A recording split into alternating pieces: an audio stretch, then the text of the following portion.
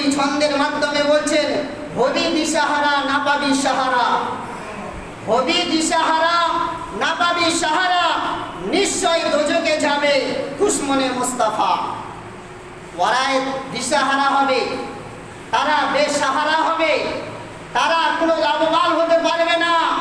যারা নবীর দুশমন হবে, যারা নবী মুস্তাফার দুশমন হবে, তারা সাহারা পাবে না। হবি দিশাহারা না পাবি সাহারা।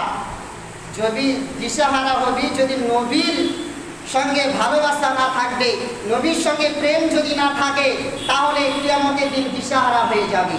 হবি দিশাহারা না পাবি সাহারা, নিশ্চয় দোজকে যাবে দুশমনে মুস্তাফা।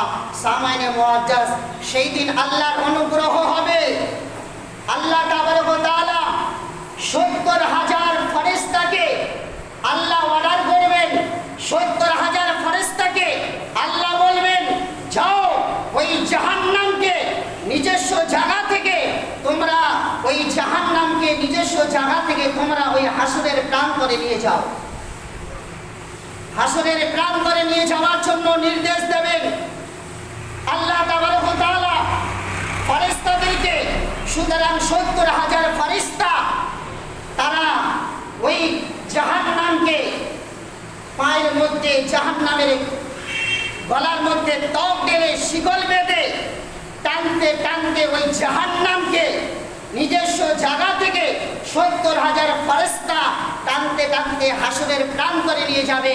যেই দিন মানুষকে সকলেই সে হাসরের প্রান্তরে হিসাব কিতাবের জন্য যেই দিন মানুষকে দাঁড়াতে হবে, হাসরের প্রান্তরে নিয়ে যাবে।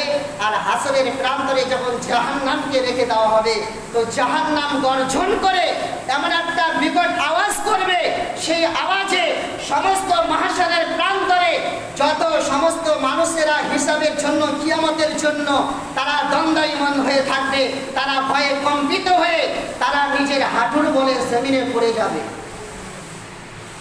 জমিনে পড়ে যাবে।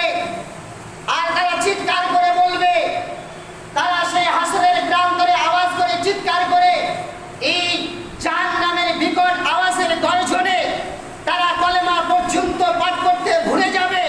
সুতরাং তারা সেই দিন এমন পিপাসিত হবে, এমন তারা কাতর হবে, সেই দিন সামাইনে মুআজ্জাজ ওই গর্জন করার পরে ওই জাহান্নামের আগুন খানা ওই হাসরের প্রান্তরে চতুর্দিকে তার সেই আগুনখানা চতুর্দিকে হাসরের প্রান্তরে ছড়তে লাগবে।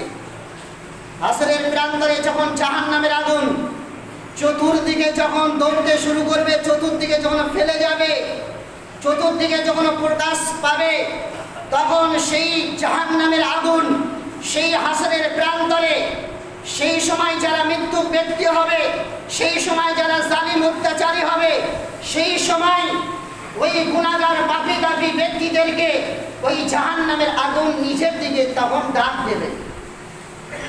আর সেই সময় নবী পাক সাল্লাল্লাহু তাআলা আলাইহি ওয়াসাল্লাম সেই হাসরের প্রান্তরে নবী মুস্তাফা সেইখানে সেই হাসরের প্রান্তরে প্রকাশিত উম্মতিদেরকে পানি পান করানোর জন্য নবী মুস্তাফা সেখানে উপস্থিত থাকবে। জোরে বলুন সুবহানাল্লাহ।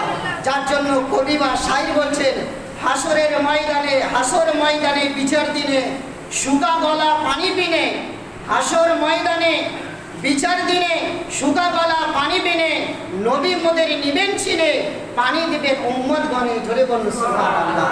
সেই দিন মানুষের পিপাসিত হবে, সেই দিন মানুষ হাসরের ময়দানে প্রান্তরে মানুষ বিচারের জন্য যখন দ্বন্দ্বায়মান হবে, যার জন্য কবি বললেন হাসর ময়দানে বিচার দিনে শুকা গলা পানি বিনে প্রত্যেকটা মানুষের তখন গলা শুকিয়ে থাকবে, মানুষ বিপর্যিত হয়ে পড়বে, তারা পানির জন্য এত আকাঙ্ক্ষিত হয়ে পড়বে।